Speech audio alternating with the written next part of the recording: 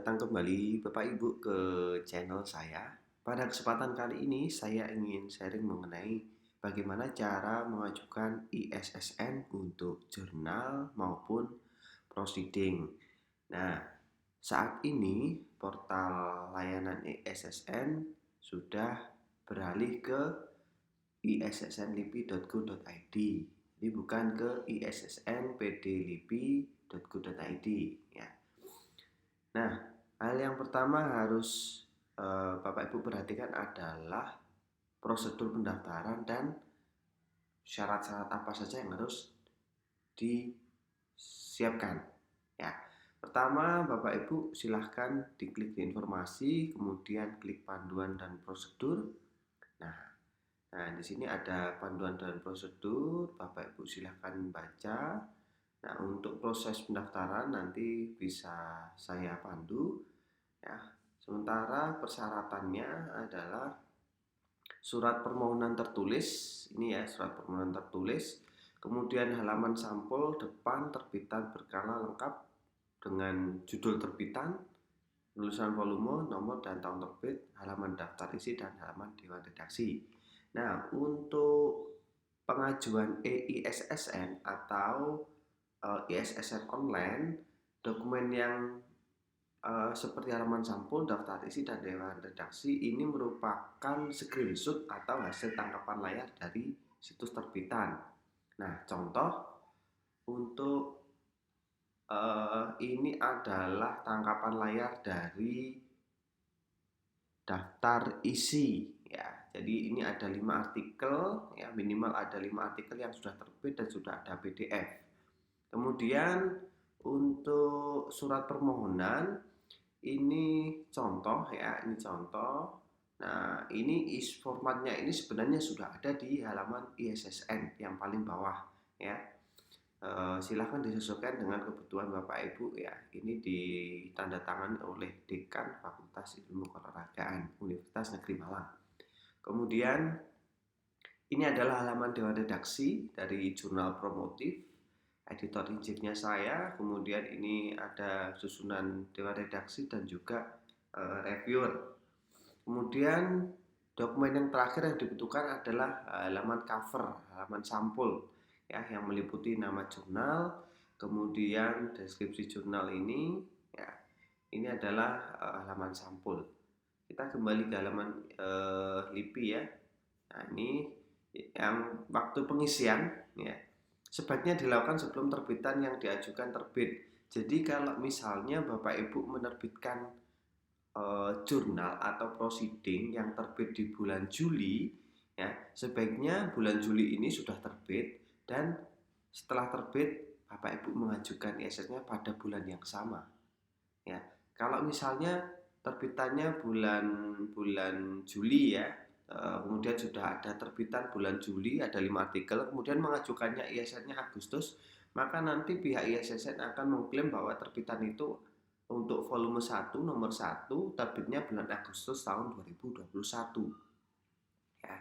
Dan ini tidak berlaku mundur untuk terbitan yang telah terbit. Artinya kalau Bapak Ibu sudah punya terbitan cetak tahun 2015 sampai 2019, kemudian kita mengajukannya untuk terbitan 2015 ya, ISSN-nya online itu berlaku 2015, itu tidak bisa ya. Jadi untuk terbitan yang saat ini.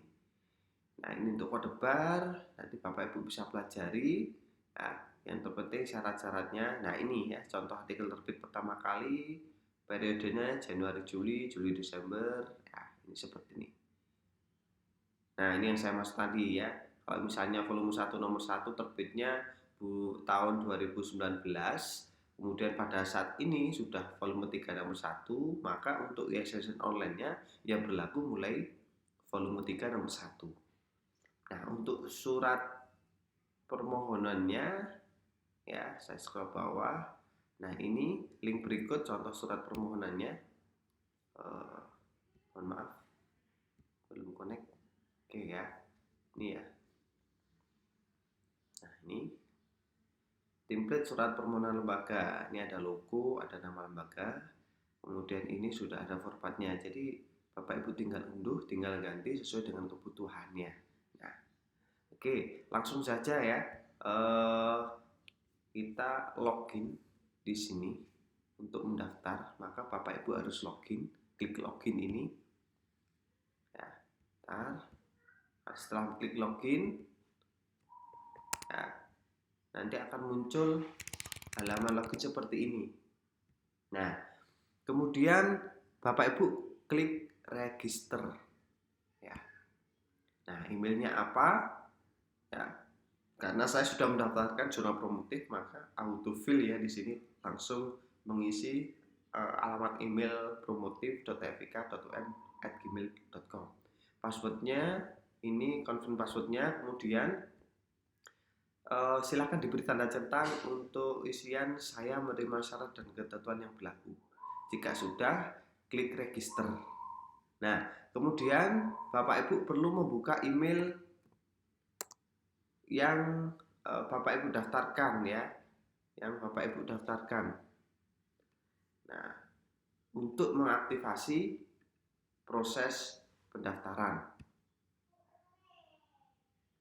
Nah, biasanya itu masuk bukan di inbox ya, bukan masuk di inbox, akan tetapi masuknya itu di bagian promotion di sini ya. Nah, ini ada single site on LIPI. Nah, ini activate account for ini, silahkan diklik ya. Nanti kita langsung diarahkan ke halaman LIPI lagi. Oke, kalau sudah, maka Bapak Ibu perlu login lagi dan memasukkan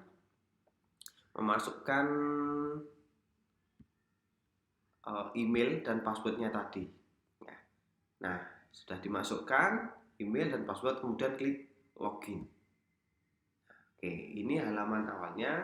Nah, ketika nanti berhasil login, Bapak Ibu akan diarahkan ke mode seperti ini ya. Mode seperti ini. Maka Bapak Ibu harus melengkapi data-data ini. Ya. Yang pertama nama, ini nama penanggung jawab, kemudian instansinya apa, kemudian departemen, satuan kerja atau fakultas, dan ini tidak disingkat. Kemudian situs pengelola jurnal, alamatnya, provinsi, kabupaten, kota, kode pos, nomor HP, ya, dan seterusnya. Kemudian yang sebelah kanan profil penerbit, ini penerbit ya. Jadi penerbit itu bisa yang paling kecil adalah fakultas ya, kalau di departemen atau jurusan itu biasanya pengelola ya. Nah, sebaiknya penerbitnya satu, yang paling tinggi yaitu universitas, kemudian alamatnya mana, provinsi, kemudian kabupaten kota, dan nomor telepon. Kalau sudah, klik keseluruhan simpan data ya. Selanjutnya Bapak Ibu bisa masuk ke menu terbitan ya. Nah, di sini ada draft pendaftaran, terbitan yang diajukan, kemudian terbitan yang publish. Nah, karena ini sudah terbit ya promotif, maka masuknya di sini. Kalau Bapak Ibu mau mengajukan yang baru, maka Bapak Ibu perlu klik tambah pada menu draft pendaftaran terbitan. Nah, ada 3 tahap, 1, 2, 3.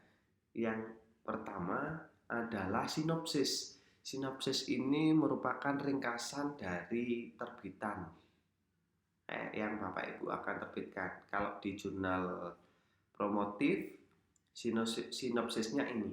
Jurnal promotif, jurnal pengabdian pada masyarakat, published by Faculty of Sports Science, Universitas Negeri Malang. Ya.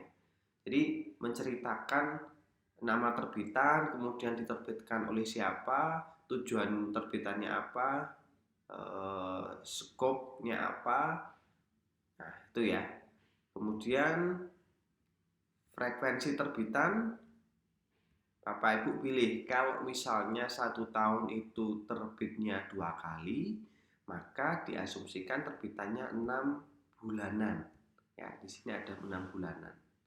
Jadi tidak 1 tahun terbit 2 kali begitu isiannya, tapi di ISSN itu berbunyi atau dikategorikan berdasarkan bulanan, berapa bulan terbitannya. Itu artinya di sini 2 kali per tahun. Ya. Kemudian media terbitannya karena tadi di awal kita sudah menyepakati ISSN online, maka kita pilih terbitannya adalah online. Kemudian URL terbitannya ya juga harus disebutkan, jangan sampai salah ya. Ini jurnal promotif, kemudian klik kanan, copy, kita kembali, nah kita pastekan di sini. Ya, ya, yang perlu diketahui juga Bapak Ibu sebelum mendaftar di ISSN, halaman website jurnal maupun proceeding itu telah benar-benar siap semuanya. Ada terbitan 5 artikel, kemudian di sini juga ada informasi-informasinya. Nah, ini yang akan mempercepat proses pendaftaran. Ya, karena terkadang pihak pengelola itu juga menanyakan kelengkapan situsnya ya. Tapi kalau ini sudah ada editorial team, kemudian reviewnya juga sudah ada ya. Ini reviewnya saya jadikan satu di editorial team di bawah ini ya. Kemudian ada etika publikasi ya, dan sebagainya, itu akan mempercepat proses pendaftaran di ISSN. Kemudian kategori keilmuan ini pilih salah satu, jadi hanya salah satu, misalnya olahraga gitu ya. Kemudian bahasa yang digunakan bahasa Indonesia atau bisa menggunakan lebih dari satu bahasa ya. Nah, 2 bahasa ini bisa. Artinya terbitan Bapak Ibu ini menerima baik itu artikel yang full bahasa Indonesia maupun yang full bahasa Inggris. Jenis terbitannya apakah ilmiah atau populer? Kalau ilmiah ini adalah kategori jurnal dan proceeding. Kalau populer ini biasanya seperti buletin, nah seperti itu. Ya, kita pilih yang ilmiah. Kemudian subjenis terbitannya apakah proceeding, jurnal, buletin, book chapter, policy brief atau laporan. Nah, Bapak Ibu bisa pilih salah satu, mau proceeding atau jurnal. Karena promotif ini jenisnya adalah jurnal, maka saya pilih jurnal. Kemudian ini ada lembaga afiliasi atau bekerja sama dengan, misalnya jurnalnya Bapak Ibu atau proceedingnya Bapak Ibu yang Bapak Ibu kelola ini telah bekerja sama dengan asosiasi, profesi atau lembaga afiliasi lainnya, silahkan ditambahkan di sini. Kalau tidak ada, maka cukup dikosongkan saja. Nah, perlu diketahui di sini ada keterangan disarankan awalan URL menggunakan HTTPS atau HTTP. Nah, kita cek, oh ya sudah HTTP ya. Kemudian URL bukan alamat portal jurnal lembaga. Maksudnya ini bukan alamat URL seluruh jurnal. Contoh kalau di afiliasi saya jurnal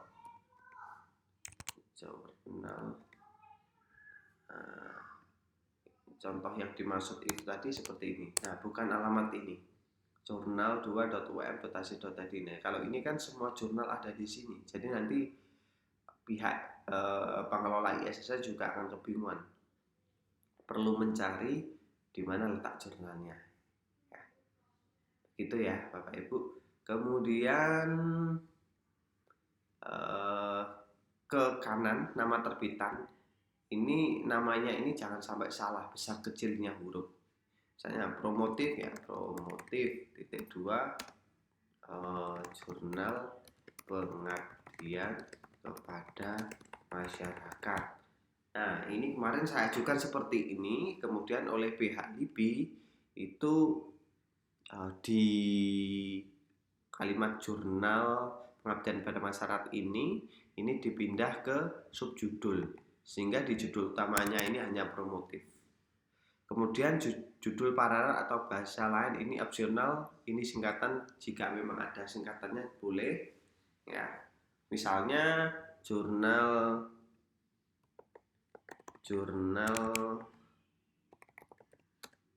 olahraga pendidikan Indonesia dalam kurung JOPI. Ini ya maksudnya ya. Nah, ini singkatannya ditulis di sini, JOPI. Nah, itu contoh ya. Kemudian waktu pertama terbit, karena bulan ini bulan Juli tahun 2021 dan artikelnya sudah terbit ya, sudah diterbitkan secara online ada 5, maka saya pilih Juli. Ya, di sini kita tidak bisa memilih yang eh, oke, bisa ya, bisa Agustus ya. Oke, kemudian eh, status terbitannya apakah close access atau open access? Kalau open access itu PDF-nya bisa di-download. Kalau close access PDF-nya itu tidak bisa di-download, jadi perlu mendaftar terlebih dahulu atau berlangganan. Nah, yang ini adalah tahunnya, tahun 2021. Nah, sementara ini dipilih oleh petugas. Oke, selanjutnya klik pojok kanan. Atau kalau misalnya Bapak Ibu masih ingin menyimpan draft dan melanjutkannya nanti, bisa ke klik menu simpan data ke draft. Oke, kita klik selanjutnya. Nah, kemudian Bapak Ibu perlu mengunggah upload dokumen ini. Surat permohonan lembaga, sampul depan, daftar isi, dan dewan redaksi ya. Yang pertama klik surat permohonan lembaga, kemudian pilih file ya. Kemudian saya cari contohnya tadi, ini katakanlah contoh ya. Contoh. Oke, contoh. Nah, kemudian saya upload. Ya. Begitu juga yang lainnya, sampul depan ya. Ini juga ini sampul depan ada seperti ini. Sampul depan. Oke. Ini klik upload. Nah, akan muncul di sini surat permohonan. Waktu uploadnya ini kemudian bisa dihapus, bisa dilihat ya untuk memastikan apakah benar atau salah. Kemudian klik selanjutnya. Oke, harus dilengkapi. Ya. Oke. Upload, daftar isi. Oh, pernah diupload. Oke.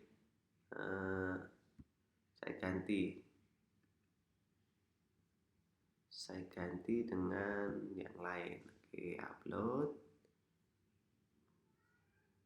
Nah, saya reload ya Bapak Ibu. Oh, ABC itu aja. Kembali ke terbitan tadi, klik selanjutnya. Oh, ada yang perlu. Oke, saya isi ini aja.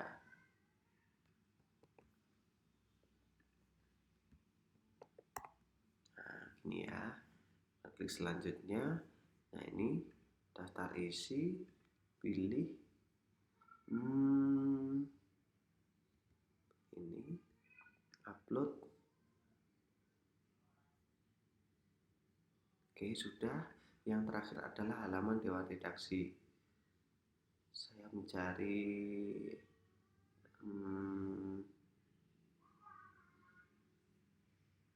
yang sedikit aja. Nah, ini. Oke. Jadi semua dokumen ini harus dalam bentuk PDF ya, Bapak Ibu. Oke, dokumen pendukung sudah lengkap 1, 2, 3, 4, kemudian klik selanjutnya. Nah, ini ada ketentuan perjanjian bahwasanya PD-LIPI memiliki wewenang penuh untuk memberikan persetujuan dan penolakan. Ya, jika terjadi perubahan judul terbitan, maka judul dan liaison sebelumnya diletakkan atau diinformasikan pada halaman depan atau mudah terlihat sekurang-kurangnya selama 1 tahun. Nah, ini ada persyaratan yang Bapak Ibu bisa baca sendiri ya. Kemudian yang terakhir ini ada konfirmasi. Apakah surat permohonan sudah berasal dari lembaga berbadan hukum dan memiliki kop surat? Ya. Kemudian berkas, kafot, daftar isi, dan dewan redaksi sudah menggunakan hasil tangkapan layar. Nah, ini ada petunjuknya Bapak Ibu. Bisa dikunjungi. Nah, ini seperti ini. Ini sampul depan halaman OJS kalau jurnal ya. Kemudian daftar isi ini minimal 5 artikel. Ini ada banyak kebetulan yang dicontohkan. Kemudian contoh hasil tangkapan layar di halaman dewan redaksi ya, editor insip, section editor, copy editor. Kemudian oke, sudah 1, 2, 3 ya. Nah, kita kembali. Nah, ini juga klik sudah. Apakah judul terbitan sudah dapat terbaca jelas pada header situs terbitan? Nah, maksudnya adalah ini ya, header di sini ya, promotif. Nah, jurnal pengabdian pada masyarakat. Kemudian tentang apakah situs terbitan sudah memiliki artikel full text ya. Ini ya full text ya. Jadi harus ada PDF artikelnya ya. Klik sudah. Kemudian apakah judul utama sudah tidak menggunakan singkatan? Nah, artinya di sini tidak boleh langsung menggunakan misalnya judul utamanya Jobi ya, kan itu Jurnal Olahraga Pendidikan Indonesia. Nanti anak keterangannya subjudulnya Jurnal Olahraga Pendidikan Indonesia. Nah, itu yang tidak diperkenankan oleh SSN LIPI. Kalau sudah, klik sudah. Nah, yang terakhir ini adalah submit form ya. Artinya kalau sudah mau klik ini, pengajuan Bapak Ibu itu sudah terkirim. Ya. Berapa lama waktu yang diperlukan dalam proses penerbitan ini mulai dari submit sampai terbitkan? Variatif ya Bapak Ibu. Ini sebenarnya tergantung pihak pengelola LIPI ya, pengelola ISSN maksud saya. Berapa lama? Kalau saya share di sini, ini yang kita ajukan tadi ya, saya delete. Ya, ini yang promotif, ini kita lihat ya. Nah, ini singkatan promotif. Nah, kemudian di sini ada timeline terbitan. Saya mengajukan 2 Juli. 2 Juli ini saya mengusulkan tadi sebelum submit karena surat keterangan dari lembaga, surat permohonan dari lembaga itu belum terbit. Kemudian tanggal berapa? 5 ini kalau nggak salah. Tanggal 5 ini saya upload, saya submit. Nah, tanggal 5 siang ya, 5 siang ini sudah pindah statusnya dari diajukan ke verifikasi pendaftaran. Kemudian tanggal 8 Juli jam 4 sore, nah ini sudah ada penerbitan SKSSN. Jadi sebenarnya mulai dari tanggal 5, 6, 7, 8, jadi 4 hari kerja itu ISSN sudah diterbitkan. Nah ini status terbitan disetujui, status ownernya. Kemudian dari status penerbitan SK juga status publish. Ini ya. Nah ini ada informasinya, nama terbitannya promotif, ini SK-nya, ini tanggal pengirimannya, kemudian versi ISSN, status ISSN digunakan. Ini untuk mendownload barcode yang nanti akan dipasang di back cover atau cover belakang dari terbitan jurnal atau posting Bapak Ibu ya. Nah ini download SK-nya, kita cek. Oke, nah ini 8 Juli ya, promotif jurnal pengabdian pada masyarakat dengan ISSN ini penerbitnya Universitas Negeri Malang, mulai edisi volume 1 nomor 1 Juli 2021. Baik, demikian Bapak Ibu tutorial untuk pengajuan ISSN. Saya rasa pengajuan ISSN saat ini sangat cepat, jadi tidak perlu khawatir dan prosesnya juga mudah. Semoga bermanfaat. Sampai ketemu di lain kesempatan.